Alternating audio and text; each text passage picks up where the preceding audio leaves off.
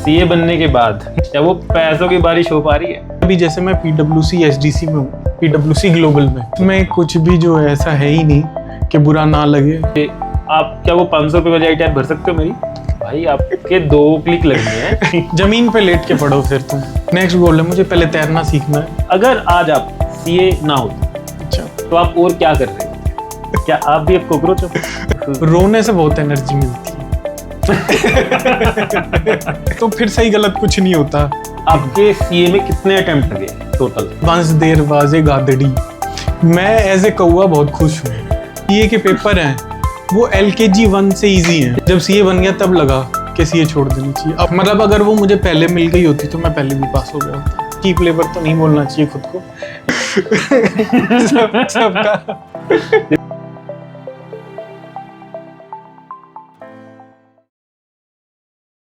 So hello everyone and welcome to the RJ show. So आज है मेरा first podcast और आज हमारे गेस्ट हैं आयुष गोयल, जो कि एक सीए भी हैं और वो भी करंटली PwC में जॉब कर रहे हैं। तो आयुष भाई कैसे हो? मैं बढ़िया ऋतिक भाई। कैसे चल रही है आजकल ज़िंदगी आपकी? एकदम मस्त मजे में चल रही है। सीए बनने के बाद और उससे पहले जब आप सीए की तैयारी कर रहे थे, कितना फ़र्क आपको लग रहा है? मतलब आपको क्या खुशी हो रही है या वो पैसों की बारिश हो पा रही है? हाँ, मतलब नोटों की तो बारिश हो रही है और जो है जगह नहीं मिल रही कहाँ रखूँ। अब तो मुझे यही नहीं समझ आ रहा।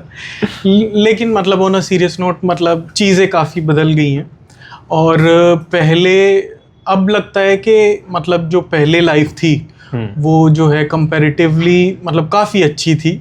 ज़्यादा टेंशन पहले काफ़ी अच्छी थी। पर भाई आप मतलब सीए बन गए हो ना। हाँ, वो आप वो 2% जो लोग सीए बनते हैं, हाँ, जो 150 करोड़ की पॉपुलेशन में से जो 4 लाख बनते हैं, आप उनमें से हो।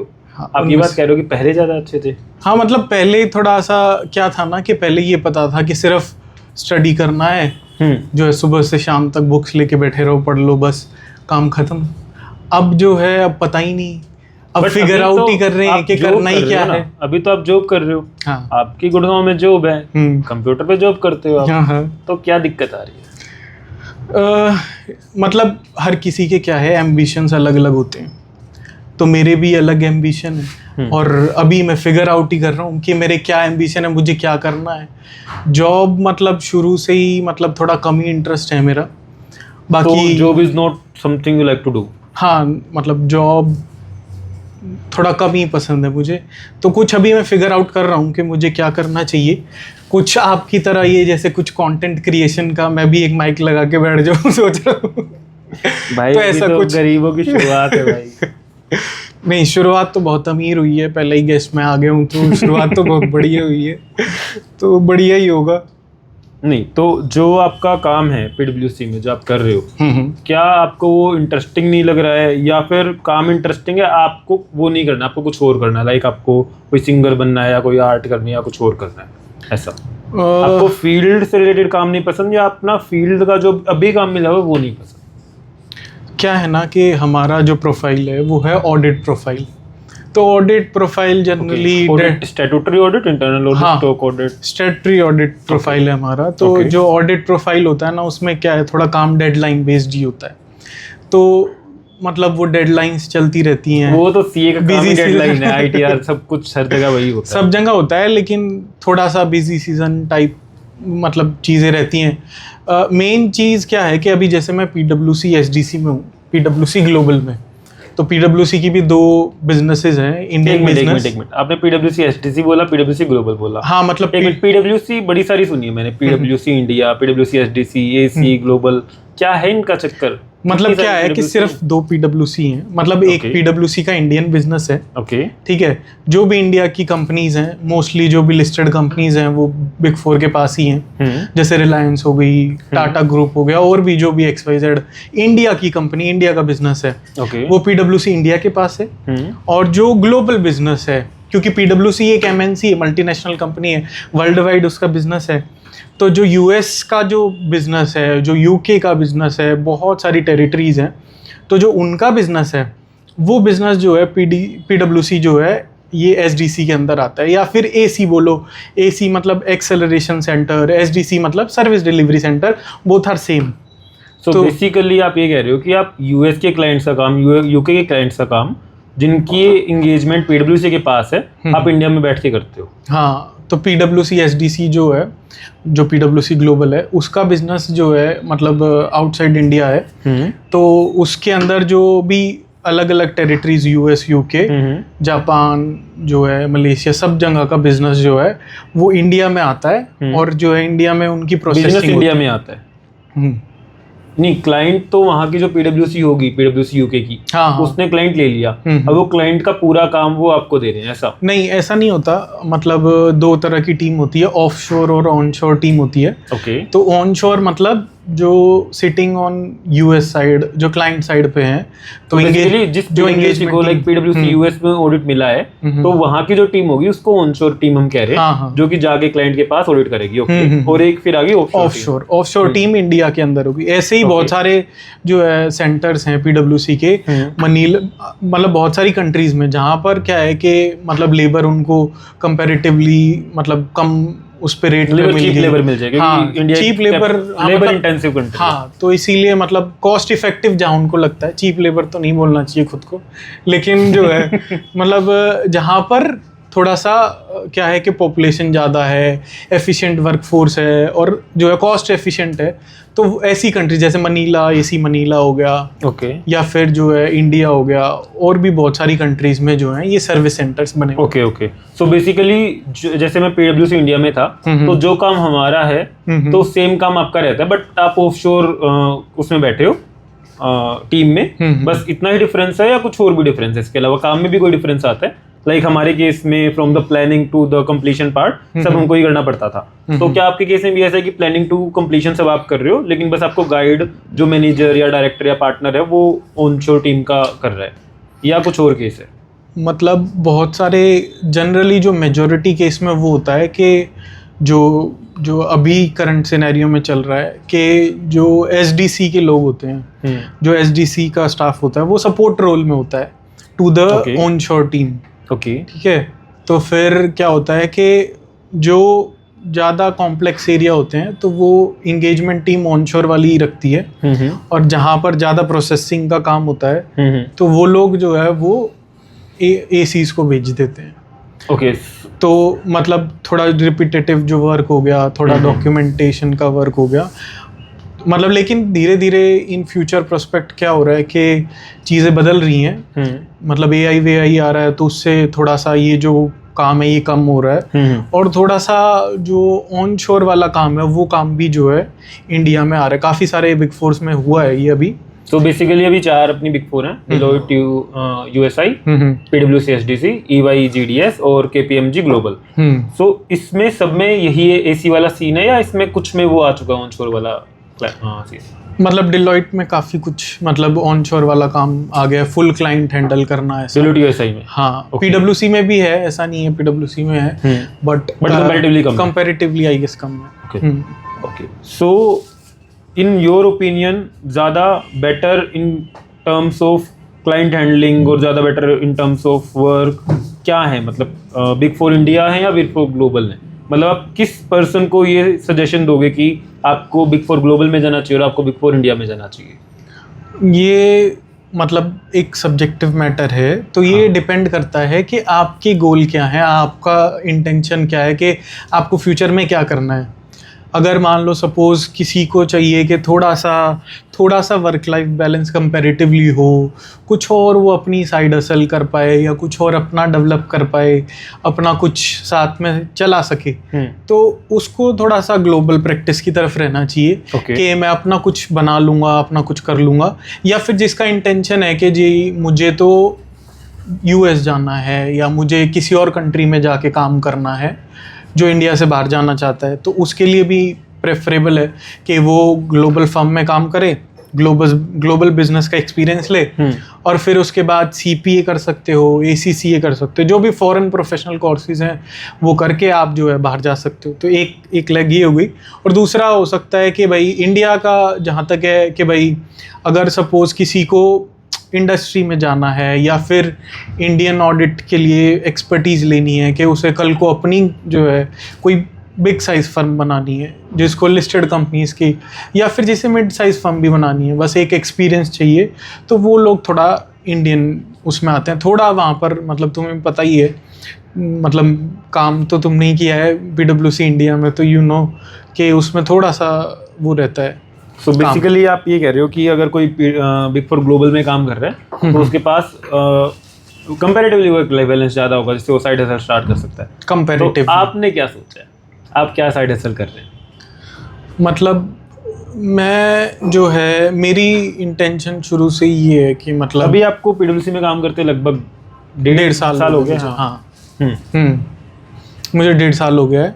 तो साइड बाय साइड मैं अपना थोड़ा बहुत मतलब जो प्रैक्टिस में काम होता है अदर देन अटेस्टेशन वर्क जो मतलब अलाउड है, वो काम मतलब साथ साथ मैं कर लेता हूँ। आई एम ट्राइंग कि थोड़ा सा क्लाइंट बेस बिल्ड हो जाए ताकि एक क्वेश्चन क्रिएट हो पाए, और फिर जो है हाँ, मतलब द डे जब मैं प्रैक्टिस में एंटर करूं, इट शुडंट बी लाइक के from zero, from the scratch I have to start और something. So your ultimate objective is to start a practice.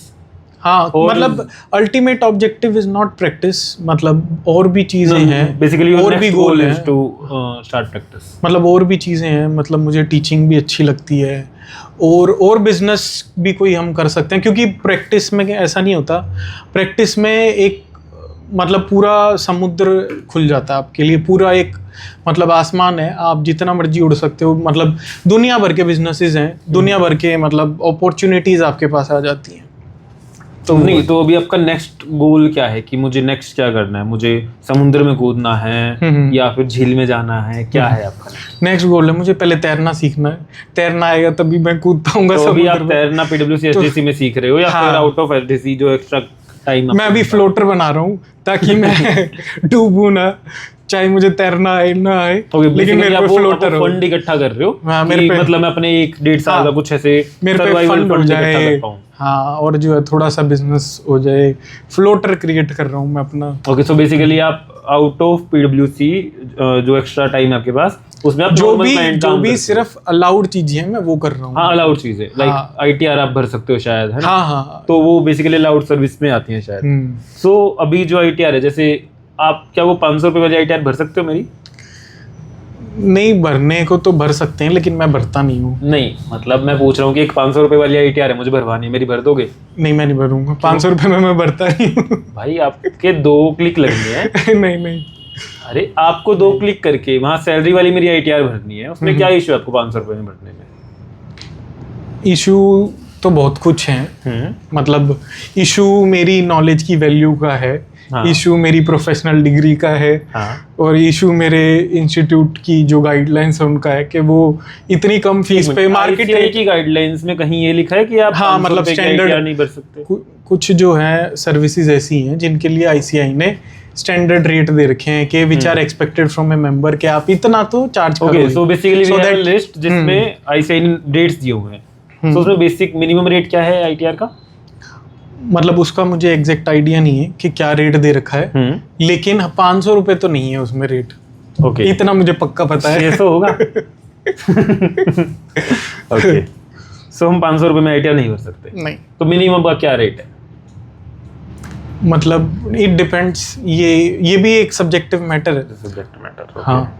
सो अगर कोई क्लाइंट आपके पास आए और आपको बोले कि सर आपके 2 ही टिक लगने हैं, 2 ही क्लिक करने हैं, आपको 5 मिनट का आपका काम है, तो क्या आपको दिक्कत है? क्या ऐसा वो होगा? चलो ICAI को पता चले ना चले वो एक दूसरी चीज है, आपका पर्सनल क्या वो मैटर रहता है कि क्यों ना भरे हम 500 रुपये में ITR?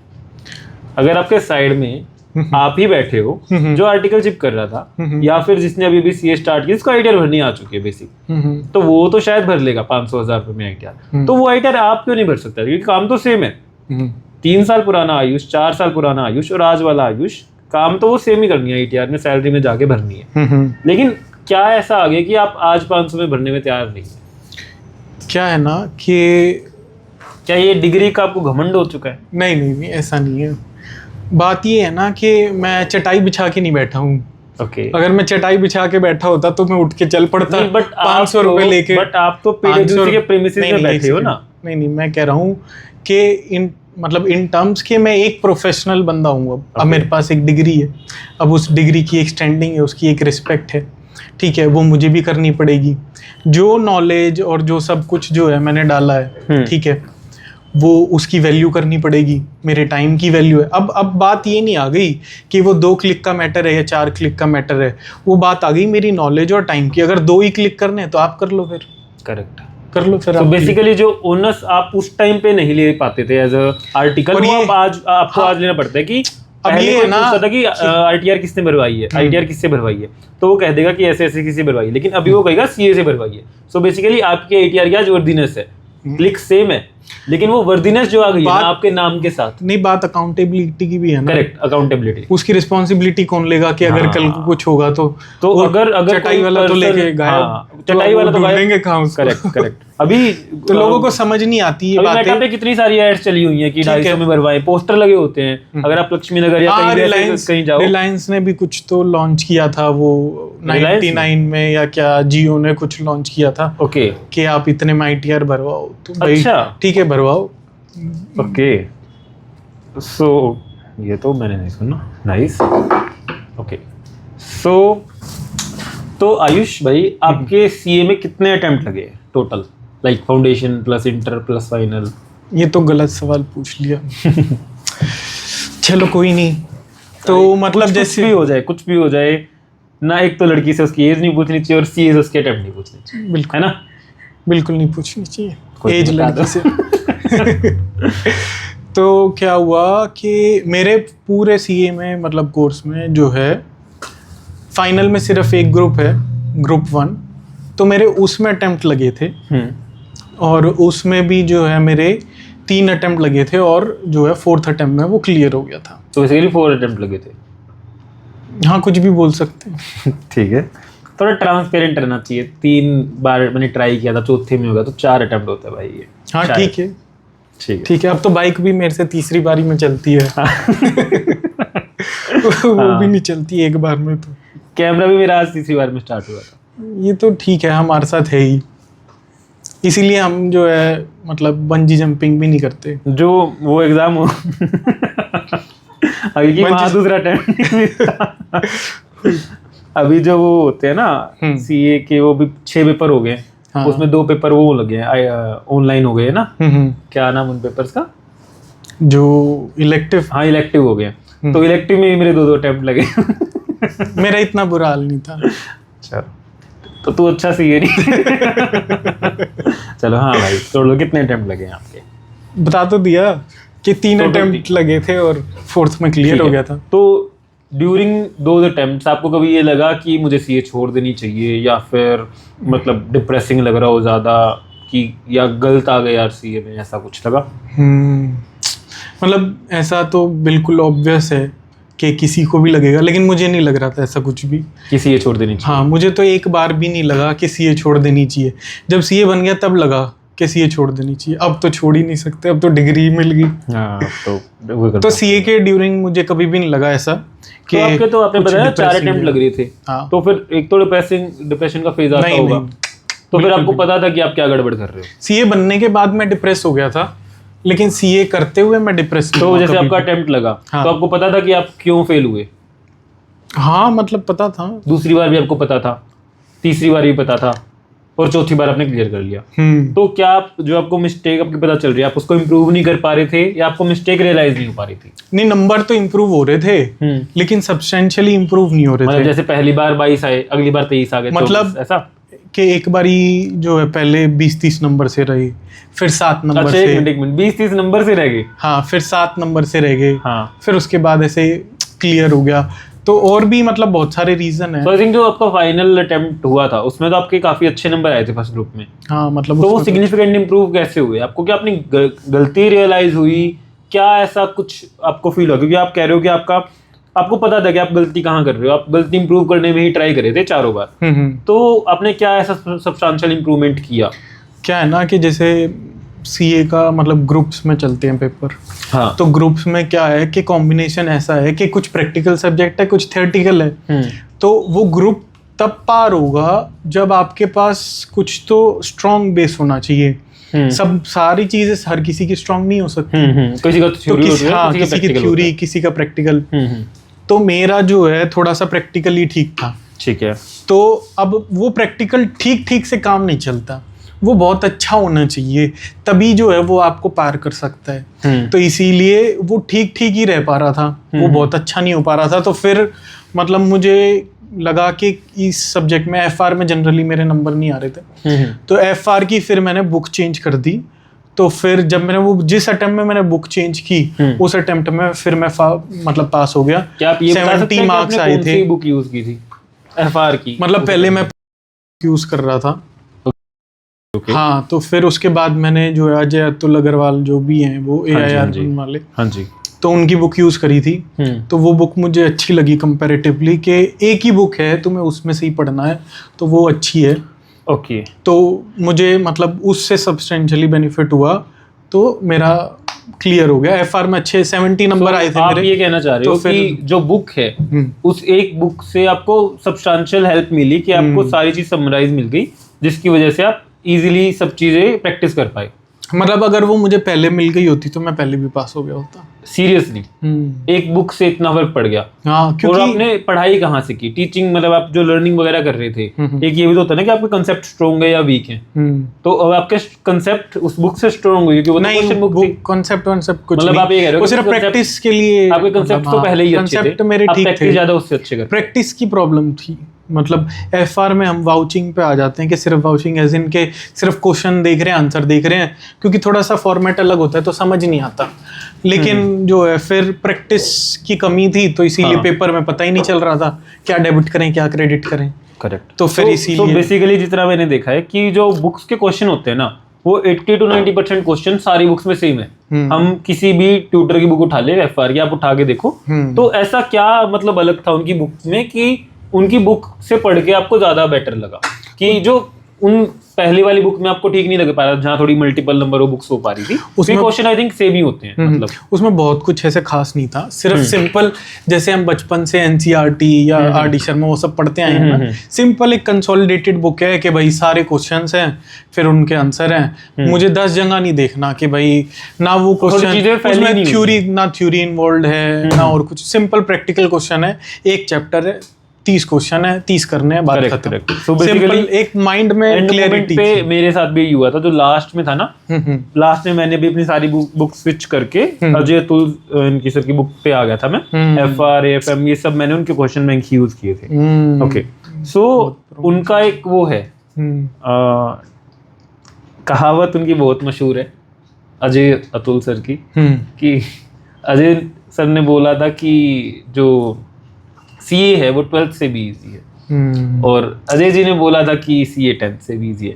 क्या आप इस चीज को वो करते हो, एग्री करते हो इस बात से? नहीं, मैं तो बिल्कुल भी एग्री नहीं करता। मैं तो बिल्कुल ही एग्री नहीं करता। नहीं। मैं कहूंगा, मैं क्वेश्चन पूछूंगा, मैं कहूंगा कि जो CA के पेपर हैं वो LKG 1 से इजी हैं। मेरी नई स्टेटमेंट है कि CA के जो पेपर हैं वो LKG से भी इजी हैं। तो फिर आपको 3 अटेम्प्ट क्यों लग गए? क्योंकि मेरे LKG में भी लगे थे ना, इसीलिए। ओके, तो आपकी अभी एज कितनी थी जब आप CA बने? मेरी एज थी 24। ओके। सो बेसिकली मैं इनके एक दोस्त को जानता हूँ जो इन दोनों ने साथ में स्टार्ट किया था, उसकी CA 23 में क्लियर हो चुकी है, इनकी 24 में हुई थी। जस्ट एक ये बात थी और कुछ नहीं। तो कुछ ज़्यादा खास बात नहीं है। सो इसका बेसिकली CA क्लियर हुआ था 24 में, जब डेट थी 11 जुलाई, और जो रिजल्ट था वो CA का आया था 9 जुलाई को। नहीं, 9 जुलाई को मेरा बर्थडे होता है, मैं ही बता देता हूँ।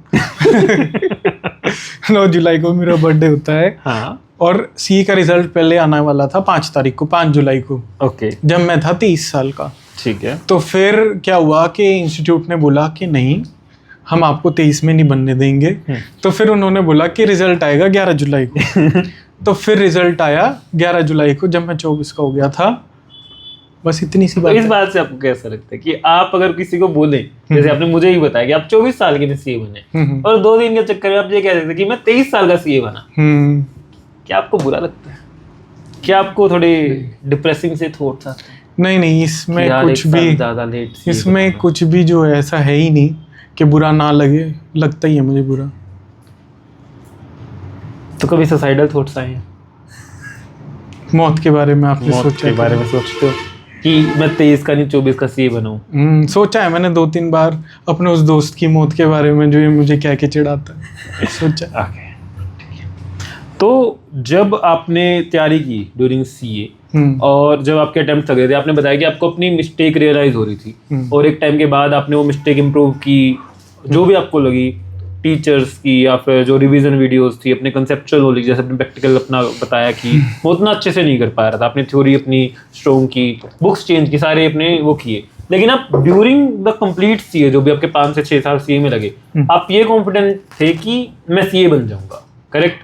ये थॉट आपको कभी नहीं आया कि मुझे सीए छोड़ देनी चाहिए? हाँ, ये कभी नहीं आया। मेरे इंटर में 5 अटेम्प्ट लगे थे, मेरे फाइनल में 3 अटेम्प्ट लगे थे, तो मुझे मुश्किल से मुझे भी सेम, मतलब 1-2 बार तो थॉट आया होगा, बट बाकी मुझे ज़्यादा ये नहीं लगा कि मेरा नहीं क्लियर हो पाएगा। मैं भी श्योर था कि हाँ आज नहीं तो कल मैं बन जाऊंगा। थोड़ा सा लेट ज़्यादा हो रहा है, मेरे साथ वाले दोस्तों का हो रहा है क्लियर, जैसे आपका इंटर फर्स्ट अटेम्प्ट में बहुत क्लियर हो गए थे, मतलब आपने फर्स्ट अटेम्प्ट फाउंडेशन का दिया, आपका वो क्लियर हो गया, फिर आपने 1 साल बाद इंटर का दिया, आपके इंटर के बहुत क्लियर हो गए। अभी मेरा इंटर का एक ग्रुप क्लियर नहीं हुआ, अभी उस जो इंटर का मेरा एक ग्रुप क्लियर नहीं हुआ उसमें मेरे 5 अटेम्प्ट लग गए थे, और फिर मुझे ये होगा कि मेरे साथ में जिन्होंने शुरू किया, मेनली भाई आप ही, तो आपका क्लियर हो गया है, अभी आप आगे फाइनल की तैयारी कर रहे हो और मैं इंटर में लटका पड़ा हूँ, अभी 1 अटेम्प्ट 2 अटेम्प्ट, अभी सबकी आर्टिकलशिप चल रही है, सब फाइनल की तैयारी करनी शुरू कर रहे हैं, सबकी डिस्कशन में मैं इन्वॉल्व हूँ कि हाँ वो फाइनल के बैचेस ले रहे हैं, फाइनल के मतलब क्लासेस हो रही हैं, सब हो रहा है, लेकिन मैं इंटर की ही तैयारी कर रहा हूँ और मैं इंटर का अटेम्प्ट नहीं निकल पा रहा है। फिर मेरे मन में ये इनसिक्योरिटी आ गई थी कि हमारा नवंबर 22 का फाइनल का अटेम्प्ट बन रहा था और अभी मैं मई 22 में वो पेपर देने जा रहा हूँ इंटर के, तो मेरे मन में ये इनसिक्योरिटी थी कि कभी ऐसा ना आ जाए कि मैं नवंबर 22 में इंटर का अटेम्प्ट देने जा रहा हूँ, वहीं मेरे दोस्त वो फाइनल का अटेम्प्ट देने जा रहे हैं। बट हाँ, इन सब के बावजूद मुझे ये पता था कि मैं गलती कहाँ कर रहा हूँ, और जब एंड में ये आ गया था ना कि इंटर क्लियर ही नहीं हो पा रही थी, मतलब नवंबर 21 में, तो जहाँ मैं आर्टिकलशिप करता था वहाँ के प्रिंसिपल ने मुझे एडवाइस दी थी कि आप ब्लेम डाल रहे हो, मतलब दूसरों के ऊपर कि आईसीआई ठीक चेकिंग नहीं कर रहा है या फिर मैंने तो अच्छे से लिखा था, ये वो आप ये मत करो, आपका जो पेपर है पेपर को एनालाइज करो, जो कि और टीचर्स ही बोलते हैं, जो कि अभी आप भी आगे एडवाइस देते होगे कि जो आपने पेपर दिया है ना, अपना पेपर मंगाओ, उसको अच्छे से डिटेल में देखो, जो आंसर उसमें लिखे हुए हैं ना उनको कंपेयर करो जो एक्चुअल में आंसर होना चाहिए था। आप मैक्सिमम ना 2-3 नंबर 5 नंबर अपने आप को बढ़ा के दे सकते हो, इससे ज़्यादा नंबर आप अपने आप को बढ़ा के नहीं दे सकते। और वो स्पेस रखा जाता है कि कई बार आईसीआई थोड़ी स्ट्रिक्ट चेकिंग कर देता है ना, और कई बार मतलब ये होता है कि हो गया चलो छोटी मोटी गलती उनसे, लेकिन इससे ज़्यादा गैप, मतलब मैक्सिमम आप 5 से 10 मान लो, इससे ज़्यादा गैप मार्किंग स्कीम में मतलब मेरे को पर्सनली फील नहीं हुआ। जब मैंने नवंबर 21 में ये रियलाइज किया ना, उनके बोलने के बाद, उन्होंने बोला था कि तू पेपर लेके आ, अगर इसमें तेरे ज़्यादा नंबर इंप्रूव हो रहे होंगे तो पास हो रहा होगा ना, मैं फाइट करूंगा, उन्होंने ये बोल दिया था। तो मैं गया, मैंने अच्छे से देखे अपने सारे पेपर बढ़िया से कि अब तो मेरे को सपोर्ट मिल गई है। तो मैंने रियलाइज किया कि मेरे 5 नंबर में टोटलिटी में बढ़ा नहीं पा रहा हूँ, 4 सब्जेक्ट्स में मिला के, तब 4 सब्जेक्ट्स थे। तो तब मुझे होगा कि गलती बाहर वाले किसी में नहीं है, आईसीआई कुछ भी चेकिंग कर ले तो गलती मेरी तरफ से रह रही है। फिर दूसरा, जब हम तैयारी कर रहे थे, याद है उन टीचर ने बताया था कि अगर आप 40 नंबर की तैयारी करके लेके जाओगे 40 नंबर नहीं आएंगे, आप 50 की तैयारी करो तब 40 आएंगे। तो तुम 50 टारगेट ही क्यों कर रहे हो, टारगेट करो तुम 70-80 नंबर, तब जाके तुम पास तो इजीली हो जाओगे।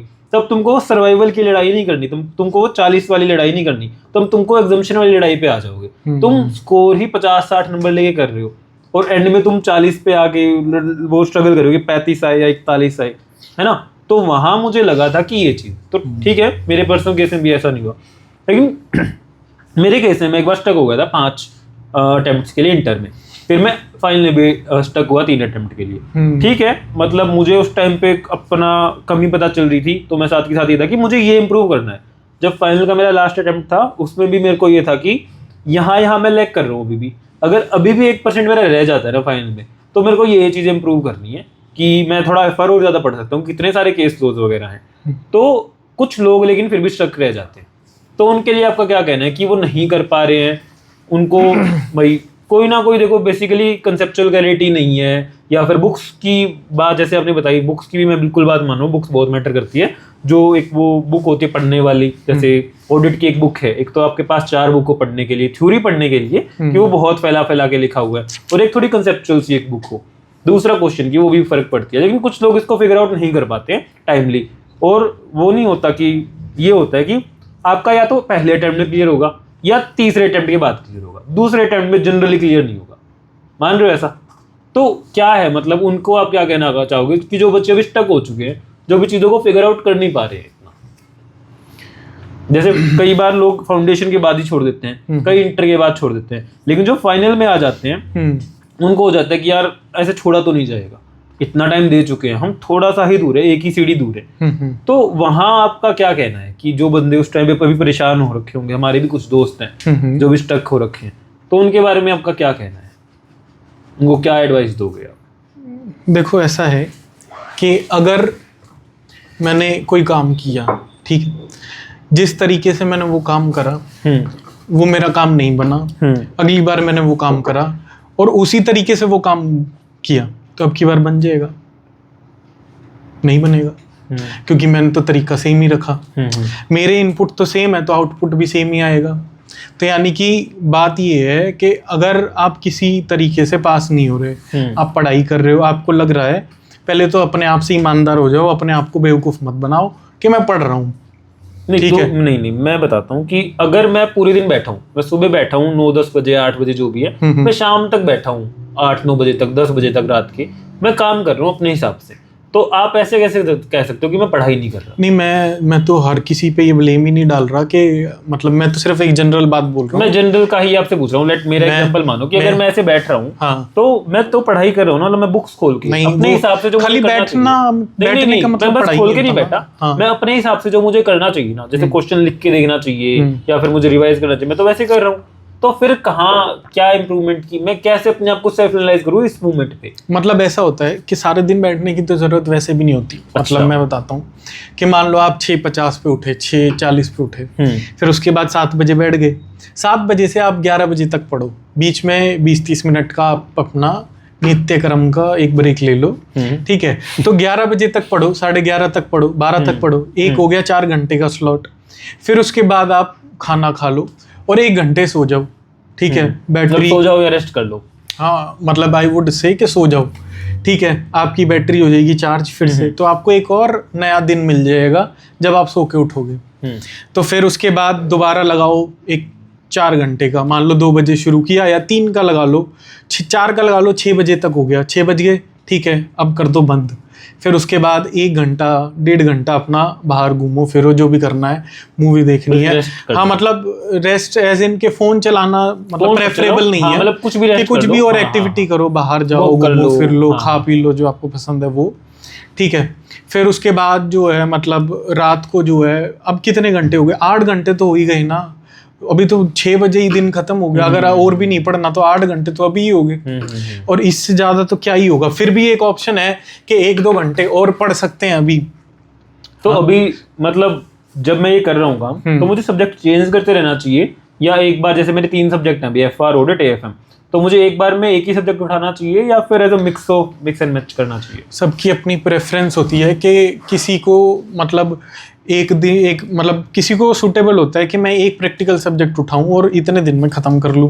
किसी को सूटेबल होगा कि भाई मैं एक प्रैक्टिकल के साथ एक थ्योरी भी कर लेता हूं, मतलब, लेकिन आप टारगेट बना के रखो कि भाई थोड़ा सा टाइमलाइन बेस्ड कि मैं 4 दिन में कर लूंगा, तो 4 दिन में कोशिश करो कि हो जाए। वो थोड़ा बहुत रह सकता है कि 20% रह जाए, ना हो।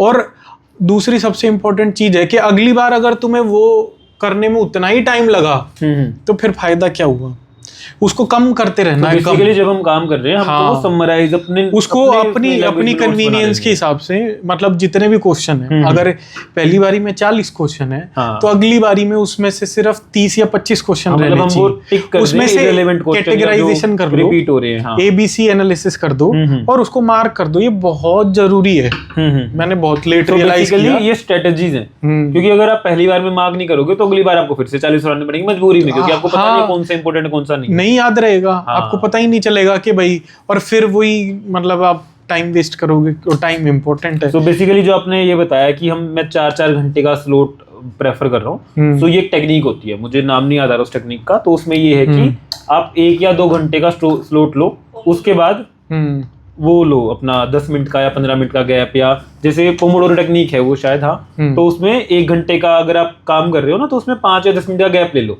कि आपको थोड़ी सी मूवमेंट मिलेगी। और उस गैप में आप ज्यादा कुछ मत करो कि आप गाने सुन लो, या जैसे आपने बताया कुछ भी मूवमेंट वगैरह कर लो।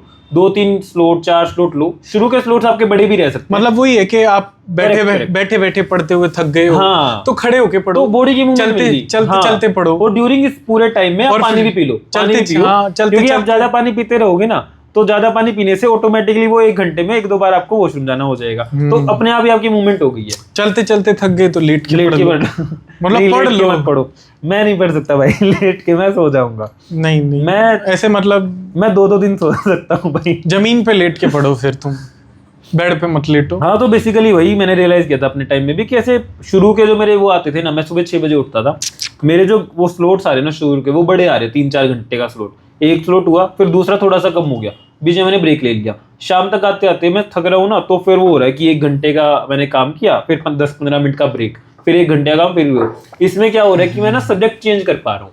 अभी आपने एफआर स्टार्ट किया, एफआर के क्वेश्चन में पीपी का कोई बहुत ही बड़ा क्वेश्चन, आप स्टक हो गए, आप क्या करोगे? 1 घंटा 2 घंटा बैठे रहोगे उस पर।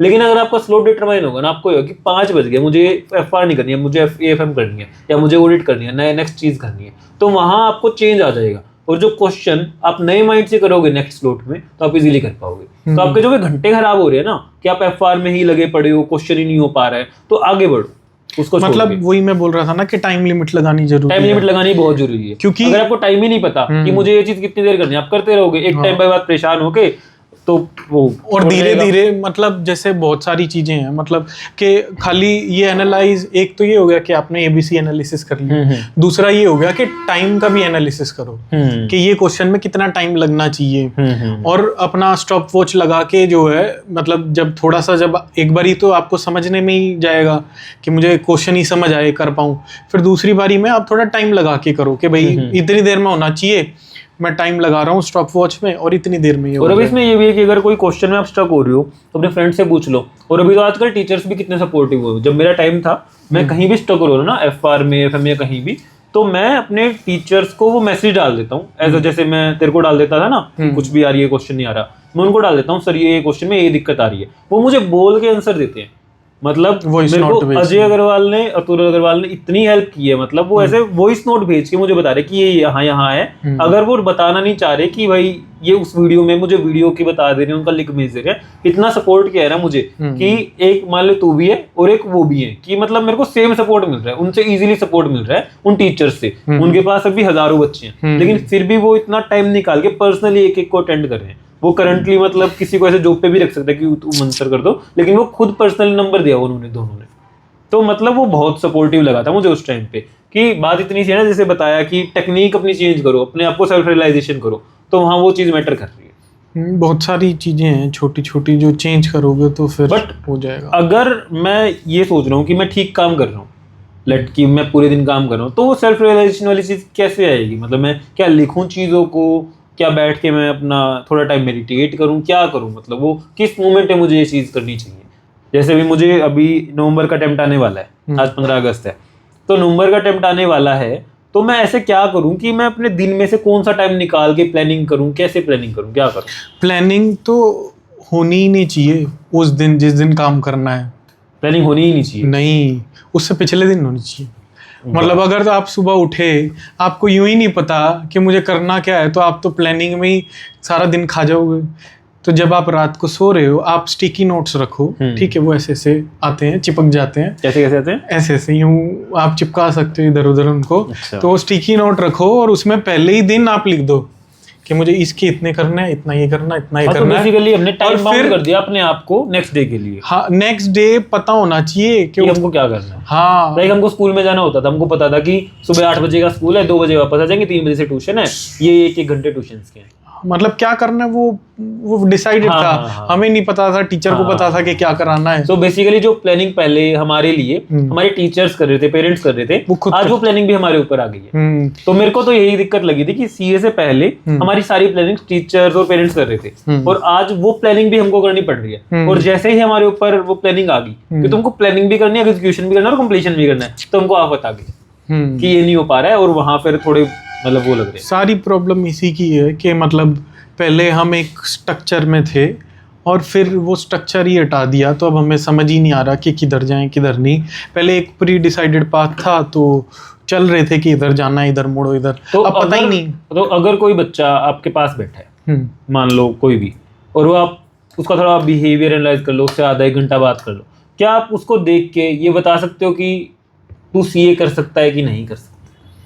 मतलब कुछ तो उसका बिहेवियर शो कर देता होगा ना कि हाँ ये वो पढ़ाई में कैसा है ये। क्या कोई बच्चा जो 12th में वीक है या 12th में कुछ और मतलब कर रहा है, क्या वो बच्चा जो वीक है आप उसको देख के उसका पैटर्न एनालाइज करके ये बता सकते हो कि वो सीए कर सकता है कि नहीं कर सकता है? जिसके मन में ये होगा ना कि मैं कर सकता हूँ वो कर सकता है। मेरे जज करने से कोई नहीं कर सकता कि मैं बता दूंगा कि ये कर सकता है ये नहीं कर सकता। जज मतलब कि ये मतलब हमारी पर्सनल बात है। अगर कोई बच्चे से हम बात कर रहे हैं, क्या ऐसे बताया मतलब जा ये सकता होता है है हो पाएगा कि नहीं हो पाएगा? मतलब उनके करंट जो भी लक्षण होते हैं उनको देख के बताया जा सकता है कि इससे होगा अब की बार या नहीं होगा अब की बार। हाँ अच्छा, मतलब लाइफ टाइम का मैं किसी का नहीं बता सकता, क्योंकि मैं कल क्या था आज मैं वो नहीं हूँ, जो कल मैं था वो आज मैं नहीं हूँ। मेरे ही इतने थॉट्स चेंज हो गए, तो मैं दूसरे का क्या बताऊंगा 2 साल पहले कि वो तो ये नहीं था, आज ये है। मतलब बहुत सारी चीजें हैं, मतलब और चीजों की अप्रोच सोच, तो वो मैं हूँ ही नहीं आज, तो फिर मैं दूसरे बंदे का कैसे कह सकता हूँ कि भाई कल को इसका मतलब ऐसे लाइफ टाइम की गारंटी मैं नहीं दे सकता। मैं सिर्फ एक बता सकता हूँ ऐसे कि भाई अब की बार इसकी ऐसे लग रहे हैं लक्षण, पढ़ाई कर रहा है, ऐसे नहीं कर रहा सीरियसली। तो बेसिकली अगर कोई बंदा ढंग से अच्छे से बैठ के काम कर रहा हो, सारी प्लानिंग वगैरह के साथ पूरा सीरियस हो, और फिर भी उसका क्लियर ना हो, उस पे आपका क्या कहना है? ऐसा नहीं होगा। जनरली हाइपोथेटिकल बात है कि जो इतनी मेहनत कर रहा है उसका क्लियर होगा ही, लेकिन कहीं ना कहीं अगर स्ट्रेटजी में गड़बड़ होती है तो ही फेल होगा। जो शुरू की बात, अच्छा वो स्ट्रेटजी जो चीज़ है, जैसे स्टार्टिंग में आपने बताया आपके 3 अटेम्प्ट लगे थे, तो क्या जो आप ढंग से अच्छा टाइम देके क्या आप नहीं कर रहे थे 3 अटेम्प्ट में ये सब चीज़ें? अगर मतलब मेरे से ये पूछने जाओ कि भाई तुम पेपर दे के आए हो, तुम ये बताओ कि तुम पास होना डिजर्व करते हो या नहीं, तो उन अटेम्प्ट में मैं मना कर देता कि मैं डिजर्व नहीं करता। ऐसा तो नहीं हुआ था भाई, मैं मना कर देता। ओके, क्योंकि मुझे पता है कि मैं कैसे पेपर करके आया हूँ। तो there are sometimes there are chances like 50-50, क्या पता हो जाए, क्या पता हाँ, नहीं। ऐसा मतलब मेरे तो जितने भी लेकिन जब वो जब होगा जब पास होने की परसेंटेज इंक्रीज हो गई होगी।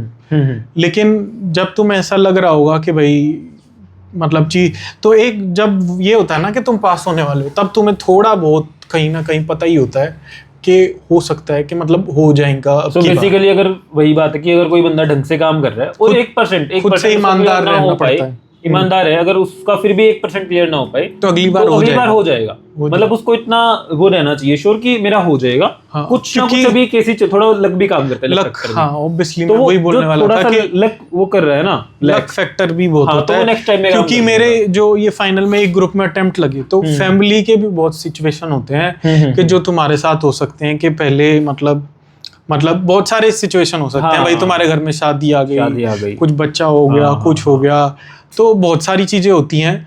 तो और वो डिस्ट्रैक्शन ऑब्वियसली क्रिएट करेंगी। अगर किसी बाहर वाले की होती है तो तुम अवॉइड कर सकते हो, और घर वालों की फिर अवॉइड कर पाना मुश्किल हो जाता है। हाँ। और मतलब अगर अवॉइड कर लोगे और अवॉइड कर दोगे, तुम में इतने गट्स होंगे तो फिर उसी अटेम्प्ट में पास हो जाओगे। सीए इंटर के टाइम पे मतलब मेरी 2 सिस्टर हैं, तो सीए इंटर के टाइम पे मेरी बड़ी सिस्टर की शादी थी और सीए फाइनल में मेरी छोटी सिस्टर की शादी थी। मतलब दोनों मेरे से बड़ी हैं वैसे तो अब तुम सबसे छोटे हो। हाँ, और सबसे खोटे। हाँ, तो जो है मेरे ननिहाल में ही बुलाते मुझे खोटा तो जो है जो मेरी इंटर का टाइम था, तो उसमें क्या था कि मेरी जो बड़ी बहन की शादी हुई, तो उसमें मैं टोटली मतलब ऐसा था कि अनइन्वॉल्व टाइप। मैं जैसे मेहमान आते हैं ना, मैं ऐसे आया था 2 दिन के लिए। जैसे ही शादी हुई मैं अगले दिन चला गया। मेरी बहन के पग फेरे पे भी कोई और गया था, मतलब मेरे कजन गए थे। तो फिर उस टाइम पे मेरे दोनों ग्रुप एक बारी में हो गए थे। लेकिन सीए फाइनल में जब हुआ तो भाई फिर अब हर बार तो नहीं कर सकते ऐसा, लोग ही गाली देंगे कि भाई इसको कुछ पड़ी है कि नहीं, घर वाले तो गाली देने मतलब लग आपने जाएंगे। बहुत कुछ सेक्रीफाइस किया सी के चक्कर में। हाँ, तो जब सेक्रीफाइस कर रहे होगे जब मिल जाएगा उसका रिटर्न, ऐसा नहीं है। लेकिन फिर फाइनल में वो हुआ कि भाई फिर से शादी है, तो फिर तब मैंने थोड़ा लीनियंट रखा मामला, तो फिर थोड़ा उतना कुछ तो हुआ कुछ जितने नहीं। आपके स्ट्रगल और जितने सेक्रीफाइस हुए during CA, is it worth it आज की मोमेंट अगर आप बैठ के पूछ रहे हो? मतलब हो सकता है कि मुझे आज उतना ना लग रहा हो, लेकिन मतलब मुझे ऐसा कॉन्फिडेंस है कि इन फ्यूचर हो जाएगा। मुझे ऐसा लगेगा कि हाँ अच्छा है, कि वर्थ इट है। ओके, तो सीए की डिग्री के बाद क्या आपको मतलब कुछ अच्छा लग रहा है, ज़्यादा आपको बेटर लग रहा है, या मतलब ये उतने तक ये भी सीमित लग रही है कि बस जॉब मिल गई एक अच्छी? अब तो मतलब जैसे नॉर्मल हो गया कि नॉर्मल लाइफ नहीं, जैसे आपकी 2 साल पहले सीए हुई, तब से लेके अब तक एक मेजर चेंज आया है कि आपकी जॉब लग गई है, एक हैंडसम अमाउंट आपके पास आ रहा है। इसके अलावा कुछ और भी मेजर चेंज लगा है? एक और चीज के एक्सेप्शन कि आपको लोग सीए साहब करके डिनोट करते हैं, इसके अलावा कोई और भी आपको मेजर चेंज लगा है कि हाँ मेरी लाइफ में ये चेंज हो गया, मतलब सेटिस्फेक्शन आ गया वो लाइफ को लेके, या कुछ और चीजें ऐसे इस्टेब्लिश हो गई हो? नहीं, मतलब अगर आप यूं सोच रहे हो कि भाई आपके अगर एग्ज़ाम क्लियर हो गए, डिग्री आ गई, तो आपको और सुकून मिल जाएगा, ऐसा कुछ नहीं है। वो तो बेवकूफ़ बनाने वाली बात है जो शुरू से हम बन ही रहे हैं कि 10th कर लो तो मजे ही मजे, 12th कर लो तो मजे ही मजे, कॉलेज कर लो, जॉब ले लो तो मजे ही मजे। मजे नहीं है जब तक तुम उस 4 बार चाय के डब्बे में कब्र में पैक नहीं हो रहे, तब तक मजे नहीं है। तो लाइफ तो स्ट्रगल ही है थ्रू आउट द लाइफ। ठीक है, इंटेंसिटी कभी ऊपर कभी नीचे होगी, लेकिन ऐसा नहीं होगा कि बहुत ही मजे हो रहे हैं तुम्हारे किसी टाइम पे। हाँ, मतलब फाइनेंशियली चीज़ें अच्छी हो तो जाएंगी। अगर कोई और प्रोफेशन लाइक जो आपकी पीडब्ल्यूसी होगी या जो हमारी पीडब्ल्यूसी इंडिया थी, तो उसमें जो भी मिनिमम पैकेज था ना, वो इक्विवेलेंट टू मेरी सैलरी था। अगर कोई आर्टिकल ना हो कि मतलब कोई और प्रोफेशन का भी आईटी का ही पर्सन या कुछ और भी है, तो उतना अमाउंट तो वो भी कमा पा रहे हैं। तो क्या सीए उस कंपैरेटिव में अगर आप सोचोगे और आप कोई प्रोफेशन कर रहे होते, तो फिर क्या वो वर्थ इट लग रही है आपको? या मतलब अगर तुम किसी चीज़ में मेहनत कर रहे हो, ठीक है, तो तुम्हारी वो पर्सनैलिटी तो बिल्ड हो ही रही है ना। तुम्हारी एक जो है, तुम्हारा एक नेचर, तुम्हारा एक माइंडसेट, वो तो डेवलप हो ही रहा है ना। उस चीज़ का कहीं ना कहीं तो तुम्हें ऑब्वियसली फ़ायदा मिलेगा। मॉनेटरी टर्म्स में तुम एट पार हो दूसरे मतलब एम्प्लॉयमेंट के साथ, मतलब दूसरे degree, graduation, post graduation degrees के साथ अगर आप मान लो इक्वल भी हो तो ठीक है। तो लेकिन जो है, जो आपका एबिलिटी बन गई है अब कि आप कितना ज़्यादा हार्ड वर्क कर सकते हो, आपकी मतलब जो माइंड बन गया है कि हर टाइम एक कैलकुलेटिव सा माइंड बन गया है, तो उस चीज़ का डेफिनेटली कहीं ना कहीं मतलब फ्यूचर में फ़ायदा मिलेगा। मतलब सिर्फ डिग्री नहीं आई है, आप अंदर हाँ, से भी थोड़ा strong स्ट्रॉन्ग बन गए हो। सीए मतलब अंदर से लग रहा है। ठीक है, अच्छा, एक ये नया दौर आ चुका है एआई का। एआई सब करे, एआई यूज करे ना कोई, तो एआई के बारे में आपका क्या कहना है? How is AI impacting you, और how is it a part of your life? क्या आपको लगता है एआई आपकी जॉब खा जाएगा? मैं तो कहूँगा कि खा जाए तो अच्छा है। कुछ और ढूंढूंगा मैं फिर। ओके, वैसे तो मैं छोड़ नहीं रहा, एआई छुड़वा दे कम से कम। तो क्या है मतलब एआई का यूज है आपकी लाइफ में अभी, या फिर इतना ज्यादा नहीं हो पा रहा है? जैसे आजकल जो है चैट जीपीटी, जेमिनी, क्लाउड, जितने भी एआई आ गए हैं, तो ऑब्वियसली उससे लाइफ हमारी आसान तो हुई है। आपकी लाइफ कैसे इम्पैक्ट हुई है, मतलब आपकी पर्सनल सीए हर चीज़ के लिए अब जो है, मतलब हम लोग एआई का यूज़ करने लगे। पहले क्या होता था, जैसे प्रोफेशनली बात करें, कोई चीज़ देखनी थी तो गूगल में एक प्रॉब्लम थी कि हमें जो भी इंफॉर्मेशन मिलती ना, वो स्कैटर्ड इंफॉर्मेशन मिलती थी। वो 10 वेबसाइट आ गई तो 10 लिंक आ गए, उनको स्क्रॉल करके खोलो, खुद से एनालाइज करो। तो वो एक स्कैटर्ड जो इन्फॉर्मेशन थी ना, उसको एआई ने समराइज कर दिया। एक इंटेलिजेंट बंदा बिठा दिया कि 10 ये लिंक्स हैं, इनको तुम रीड करो, उनको एनालाइज करो और एक समरी लेके आओ। तो जो चीज़ मतलब पहले मुझे करनी पड़ती थी कि 10 जगह मैं जाके वेरीफाई करता था, आज वो काम एआई कर रहा है। तो ये मतलब अच्छा ही है, और ऐसे मुझे नहीं लगता कि जॉब खा जाएगा या ऐसे कुछ है। जब कंप्यूटर आए थे तब भी यही बात हुई थी। आप जॉब कर रहे हो बीएसडीसी में, तो वहाँ एआई आपकी कितनी हेल्प कर पा रहा है? कि मतलब क्या आपके कुछ ऐसे, आप कोई ड्राफ्ट कर रहे हो, कोई वर्क पेपर बना रहे हो, उसमें क्या एआई आपकी हेल्प करता है, या फिर इतनी सिग्निफिकेंट हेल्प नहीं हो पा रही है? हाँ, नहीं, एक्सटेंसिवली पीडब्ल्यूसी में तो अब एआई का मतलब यूजेज बढ़ गया है रिसेंट टाइम से ही, मतलब काफ़ी ट्रेनिंग्स वर्कशॉप बहुत हो रही हैं, ताकि जो है जो भी काम है उस काम जो रेपिटेटिव वर्क है या जो ऐसा वो किसी एजेंट के थ्रू हम करवा लें, सारे डेटा को हम दे दें कि ये सारी टेस्टिंग करनी है, वो टेस्टिंग वो एआई करके दे दे। तो भी आप वही सब चीजें आप पर्सनली यूज कर पा रहे हो? हाँ, तो ये हम लोग यूज कर रहे हैं, तो इससे आपका टाइम सिग्निफिकेंटली रिड्यूस हो रहा है। सिग्निफिकेंटली रिड्यूस हो रहा है। तो जो इस मोमेंट के चलते आपको ये लग रहा है कि आपका कंप्लीट काम एआई मतलब कर सकता है, आपका कंप्लीट काम, मतलब ऐसा नहीं, एआई नहीं कर सकता, अभी इतना भी कॉम्पिटेंट नहीं हुआ है। एआई अपने आप में खुद क्रिएटिव नहीं है, खुद कुछ नहीं कर सकता जब तक मैं कुछ करवाऊंगा नहीं। तो एआई अभी उतना भी एडवांस नहीं है। तो बेसिकली इन फ्यूचर में भी थोड़ा ज्यादा एडवांस एआई को भी अभी जो है एआई की जरूरत है, मतलब एआई को भी अभी आयुष इंटेलिजेंस की जरूरत है कि आयुष इंटेलिजेंस के बिना तो आर्टिफिशियल इंटेलिजेंस भी काम नहीं करेगी। तो उसकी तो फिर हम बोल रहे होंगे क्लिक करके ओके आयुष तो जो है यस सर। तो एआई के बहुत सारे ड्रॉबैक्स भी हैं, अभी एआई उतना क्रिएटिव नहीं है। आप कुछ क्रिएटिव काम करवाने लगो कुछ उसके लिए तो आ गए हैं, जैसे धीरे-धीरे जेमिनी इमेज का ऑप्शन है, उसमें आप अगर अच्छा सा प्रॉम्प्ट डाल दोगे ना तो वो ऑलमोस्ट एक अच्छी सी वीडियो बना के दे देगा। धीरे-धीरे चीजें इंप्रूव हो रही हैं, लेकिन ऐसा नहीं है पर्सन को रिप्लेस नहीं कर पा रहा है। जो ह्यूमन थिंकिंग है, जो ह्यूमन साइकोलॉजी है, जो ह्यूमन क्रिएटिविटी है, ह्यूमन टच है, वो रिप्लेस नहीं हो सकता।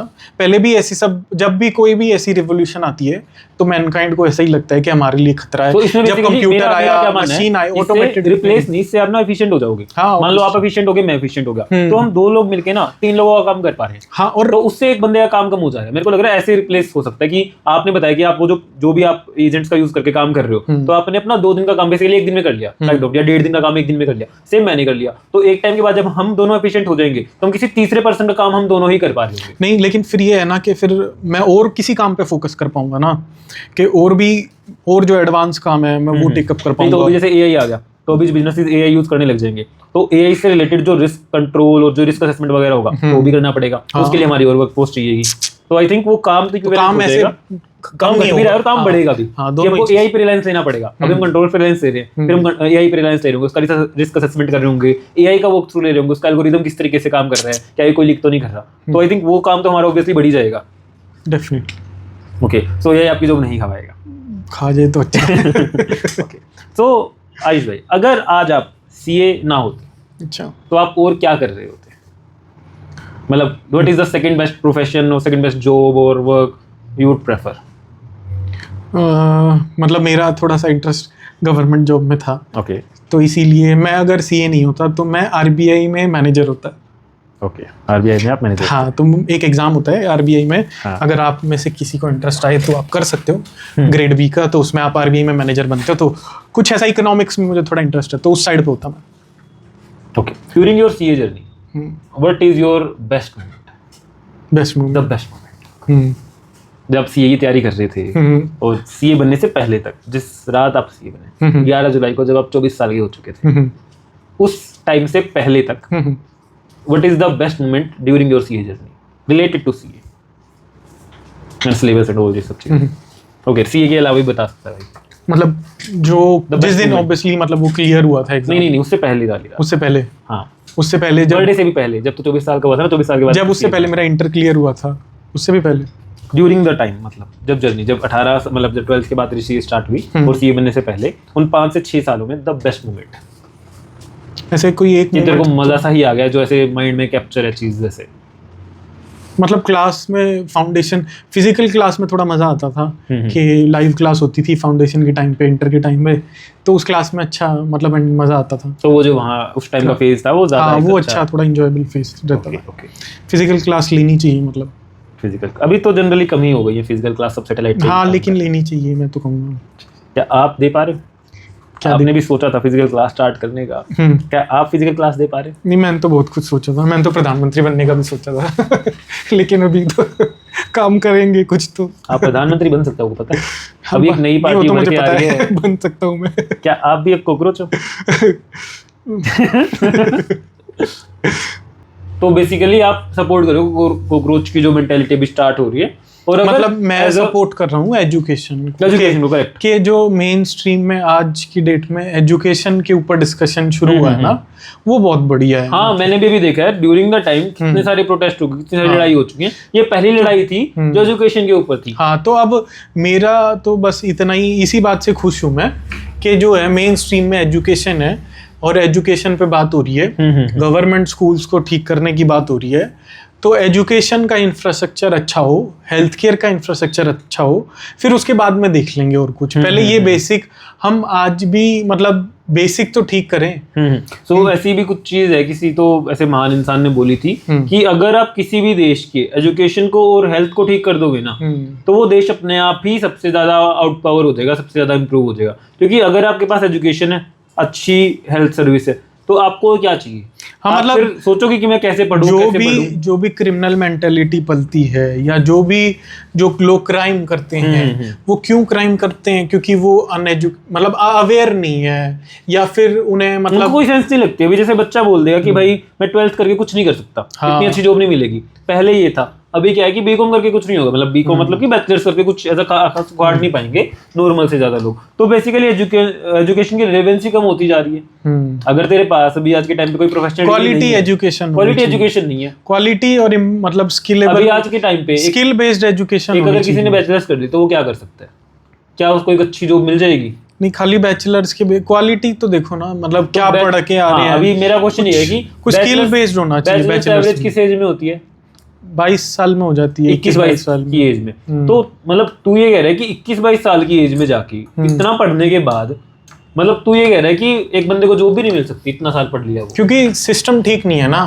क्वालिटी, जो एजुकेशन की क्वालिटी है वो स्किल बेस्ड नहीं है।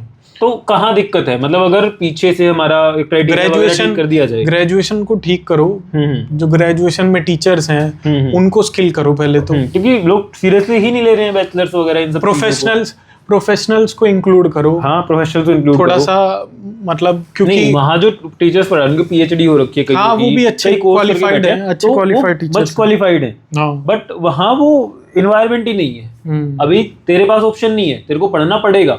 और ये जो सब क्रिएट किया है, ये ऐसे ही नहीं किया है कि पढ़ना पड़ेगा तो कुछ भी कर ले, तू भाग नहीं सकता। मतलब तू एक सीए मेरे को दिखा दे जो बिना पढ़े सीए बन गया हो, जो जिसको नॉलेज ना हो ही नहीं सकता।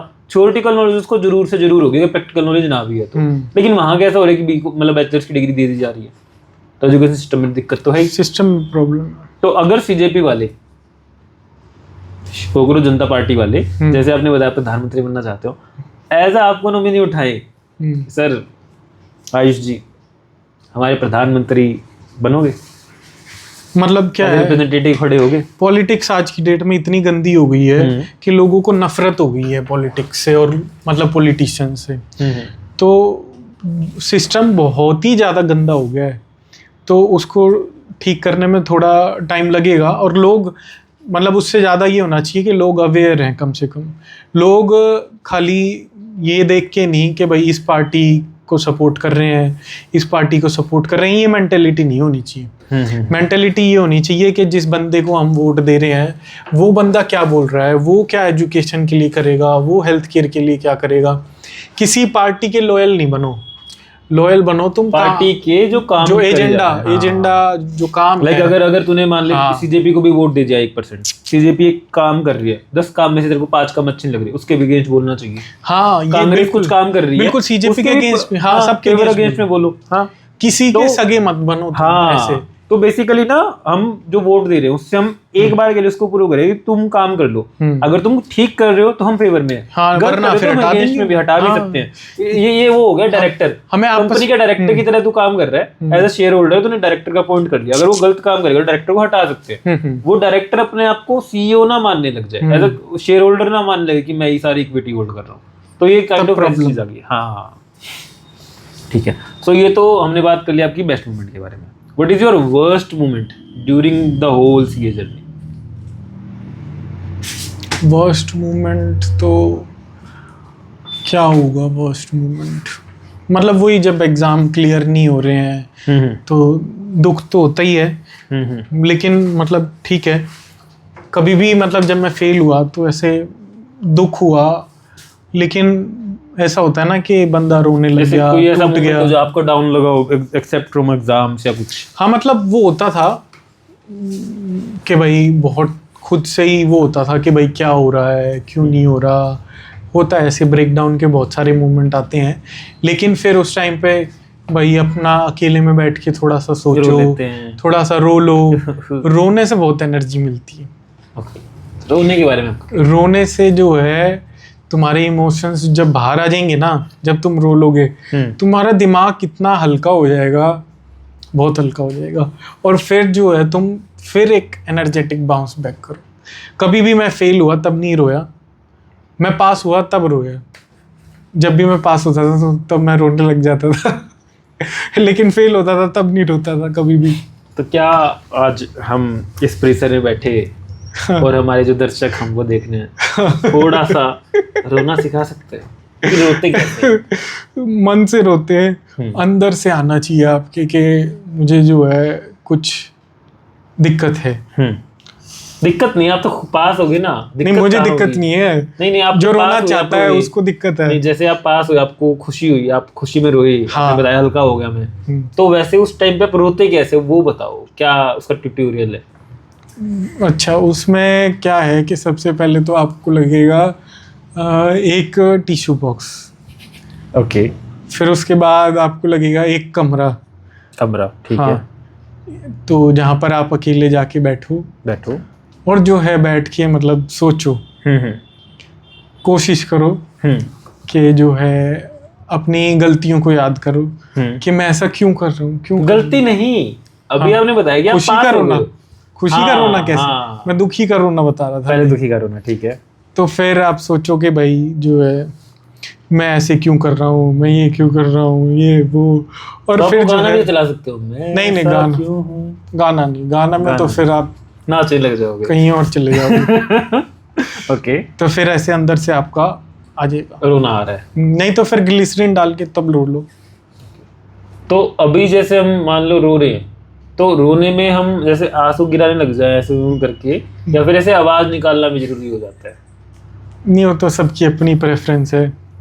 आप क्या प्रेफर करते हो, ऐसे करके रोना या फिर ऐसे सिंपल? नहीं, कोई मरा थोड़ी है जो हम ऐसे दाड़ के रोएंगे, कोई छाती पीट के रोएंगे, कोई नहीं मरा है, सब ठीक है, सब अच्छा है। फीलिंग्स तो मर रही हैं। नहीं, फीलिंग्स बाहर आ रही हैं, मर नहीं रही। फीलिंग्स तो जिंदा है, इसीलिए मैं रो पा रहा हूँ। फीलिंग्स मर गई होती तो फिर मैं मर गया होता, फिर मैं लाश होता। तो थोड़ा सा डिसेंटली आप कमरे में, बाकी आपकी मर्जी है, जैसे मर्जी रो यार। वैसे एक बार आप कैमरा पे मुंह दिखा के बता सकते हैं कि मुंह कैसा बनाना चाहिए रोते हुए? सबका जैसे अपना मुंह ऐसे नीचे जाए या ऐसे हो, कैसा मुंह हो, मतलब ऐसे रोते वक्त थोड़ा व्यू सा बन जाए तो? नहीं, वो सबका अपना अपना होता है कि कौन कैसे रोता है। तो एक बार आप अपना सीरियस मुंह कैमरा पे दिखा सकते हो? नहीं हंसने वाला नहीं, सीरियस वाला। सीरियस मुंह किसे, वहाँ हंसना नहीं है।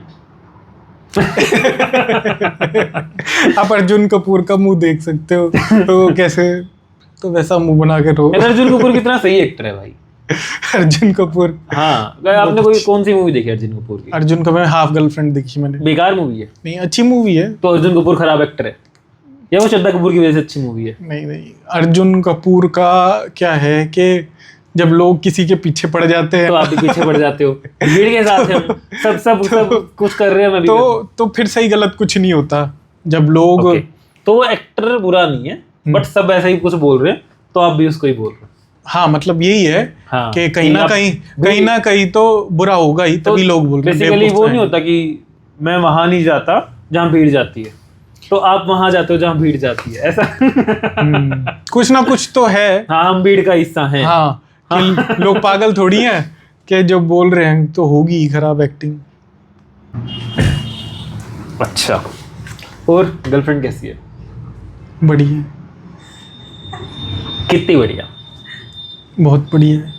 थोड़ा संक्षेप में विस्तार कर सकते हैं? नहीं। ओके, सो आपको अपनी गर्लफ्रेंड कहाँ मिली? मैंने नहीं बोला ना अभी। नहीं, संक्षेप में आप मत विस्तार कीजिए। हाँ। हम एक वन वर्डेड या ऐसे स्मॉल क्वेश्चन पूछ सकते हैं। तो आपको अपनी गर्लफ्रेंड कहाँ मिली? स्कूल में मिली थी। कौन से स्कूल में? आपके स्कूल में मिली थी। ओके, मेरे स्कूल में आपको अपनी गर्लफ्रेंड मिली, ठीक है। तो आप शादी कब कर रहे हो? शादी मैं करूँगा 2029 में। शादी आप करोगे 2029 में, 4 अप्रैल 2029। जब आप 30 साल के हो चुके होगे।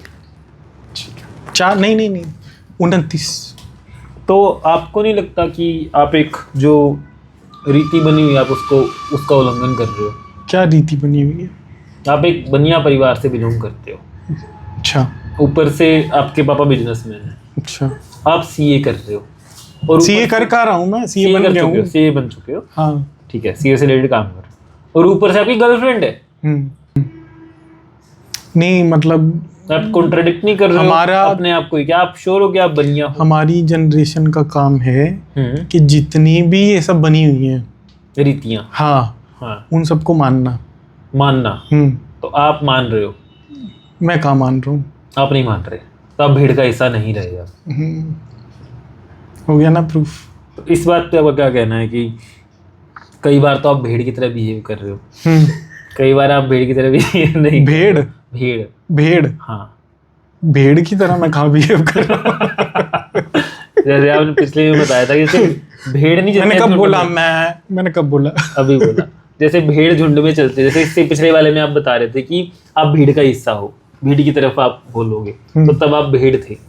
नहीं, मैं भेड़। अभी इस वाले केस में आपने बताया कि मैं भीड़ का हिस्सा नहीं हूँ गर्लफ्रेंड बना के, तो अभी इस केस में आप भीड़ नहीं हो, तो अब कैसा लग रहा है?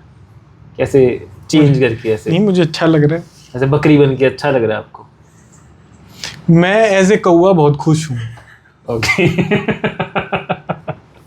ओके, तो बिल्कुल। 2 शब्द हो जाते तो मजा ही आ जाता, एक कहानी हो जाती ना एज ए कौवा कि जैसे आवाज ही निकलती है। अच्छा, मजा ही आ जाता। तो एक कहानी है, मतलब ऐसे मेरी मम्मी सुनाती है। नहीं, आप गलत बोल रहे हो।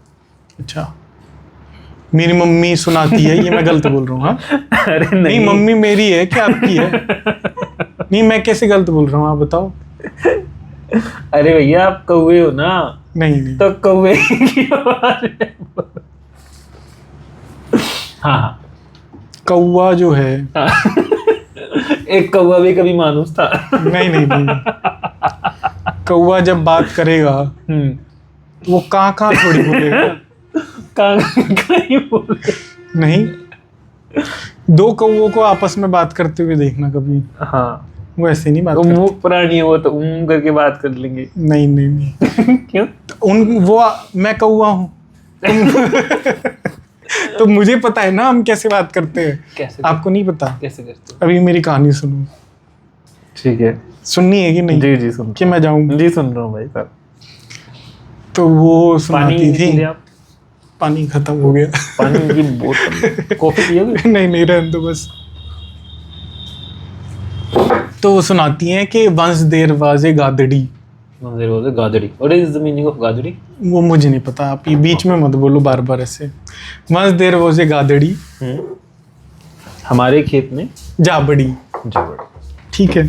Once there was a गादड़ी, हमारे खेत में जाबड़ी। हमारे खेत में जाबड़ी। She is running on डोला डोला। She is running on डोला डोला। डोला डोला, ओके। मैंने मारा पत्थर, मैंने मारा खींच के रोड़ा। She is a दहपड़ी। She is दहपड़ी। तो ये वाह भाई वाह, ये सुना। Once there was a गादड़ी, हमारे खेत में आ पड़ी, डोले डोले बाजरी, मैंने मारा एक पत्थर, इन्हें मारा एक रोड़ा, और वह दहपड़ी। गादड़ी धैड़ पड़ी। वाह भाई वाह। तो ये मोरल ये है कि वो गादड़ी हमारे खेत में क्यों बड़ी? वाह भाई वाह। गादड़ी हमारे खेत में क्यों बड़ी? वाह भाई। ठीक है।